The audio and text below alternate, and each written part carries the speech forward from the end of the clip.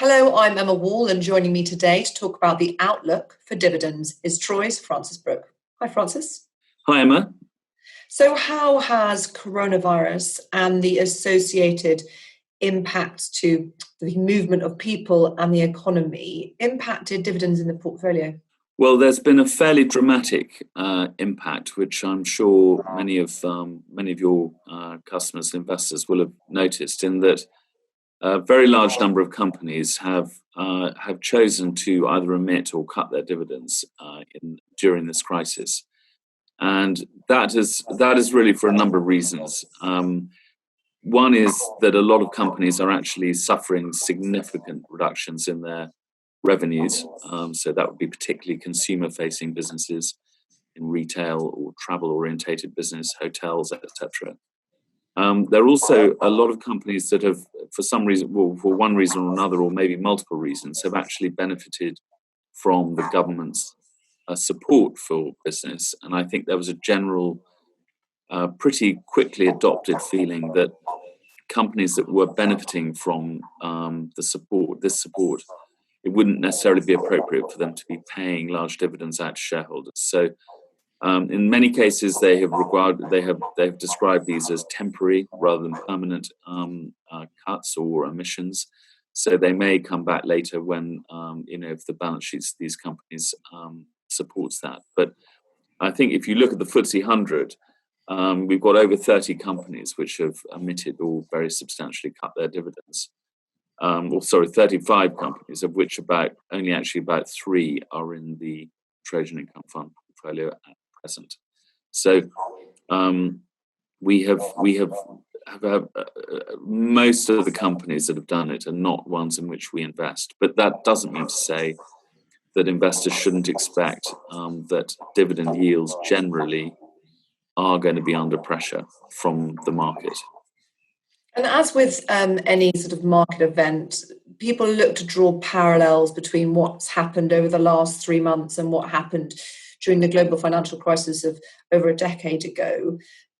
Of course, the past can never be an exact guide to the future, but there are some key differences to point out, aren't they? Insofar as that it took a great number of years to see some dividend payers return to the table after 2008, 2009, whereas expectations potentially for this time around are much shorter than that, aren't they?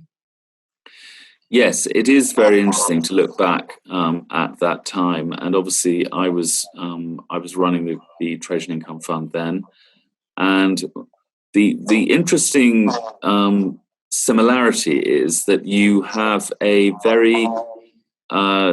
strange effect, which is that the trailing yield on the all share index is much higher than it truly is, because obviously it's reflecting dividends that have been paid in the past that are clearly not going to be paid in the future.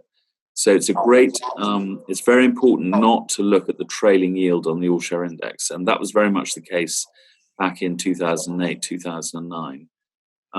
Obviously, back then it was the issues were much more focused on the financial sector, and most particularly the banks, which at the time, going into the GFC, I think were about 20% of the market and a huge proportion of market income. So when bank dividends were halted, as they have been again this time, it had a massive impact on market yield back.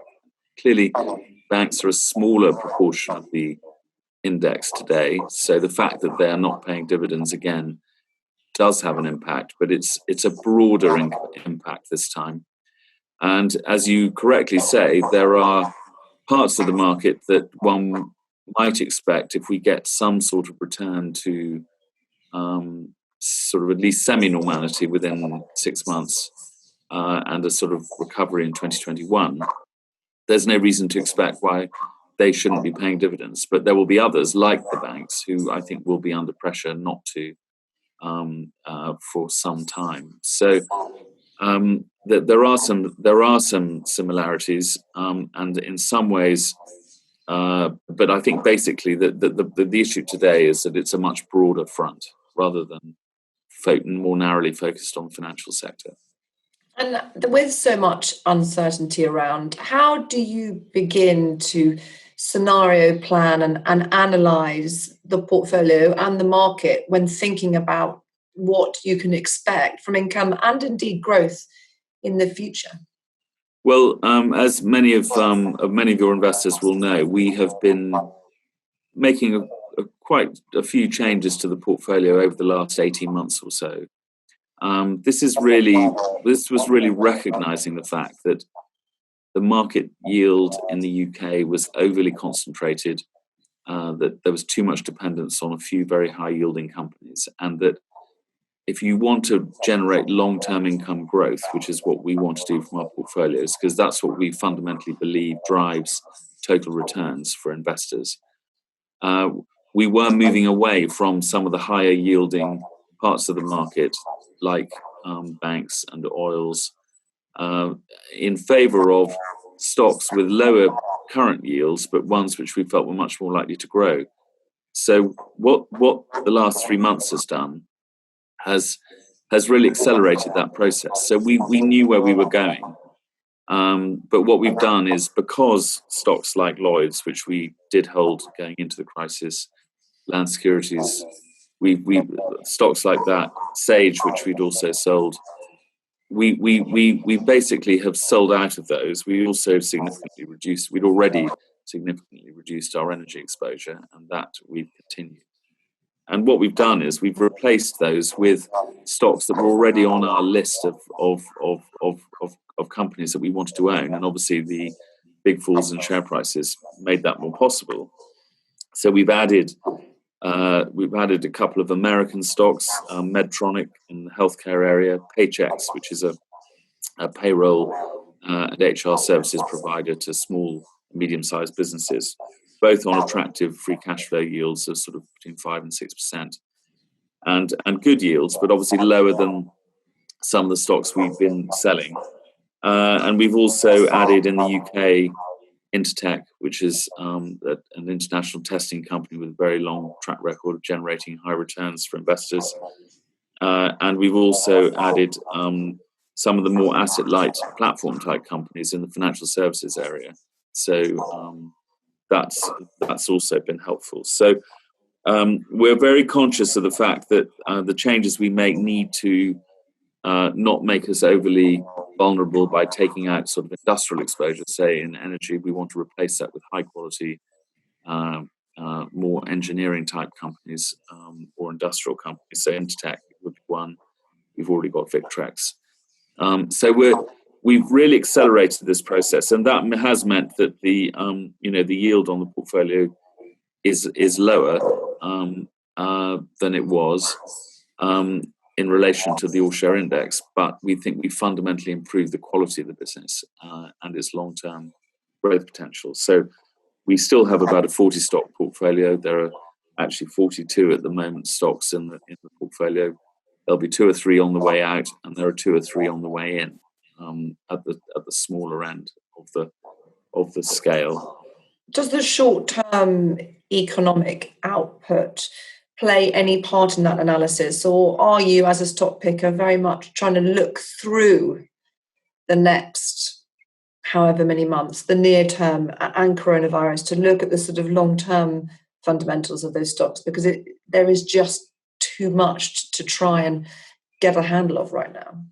The short term is important in the sense that it's testing business models, in an extreme way. A stock that we own, Next, which announced its results today, has very clearly shown how it's actually, through all the measures it's taken, will have a stronger balance sheet at the end of this year than it did going into it. Now, that's partly because it's suspended its buyback and it's not paying a dividend. But the fact is, it had the capacity and the ability to manage its way through this crisis, even though it's a retailer, even though it had to shut its online warehouse for a while, which is now reopening, having sort of reconfigured it for social distancing, etc. But the real point is that it had the capacity, and its business model was able to adapt in order to get it through the crisis, and then we can look forward to the business recovering in the future. So the short term tests the current business model, and that's why we prefer companies with strong balance sheets, which are not vulnerable to to financial pressure. We have had one or two examples in the portfolio of companies raising equity. That may happen again. Sometimes from a position of strength, sometimes more from a position of sort of short-term weakness. But we look at all these on their merits, and if we think that the business is going to be benefited long-term from dealing with these sort of short-term pressures, then that's fine. So the problem is the visibility in the next 3 or 4 months is very difficult in many businesses. So it's about basically getting through that period without doing too much lasting damage, and then being able to see how they can start to recover towards the end of this year and into 2021. Francis, thank you very much.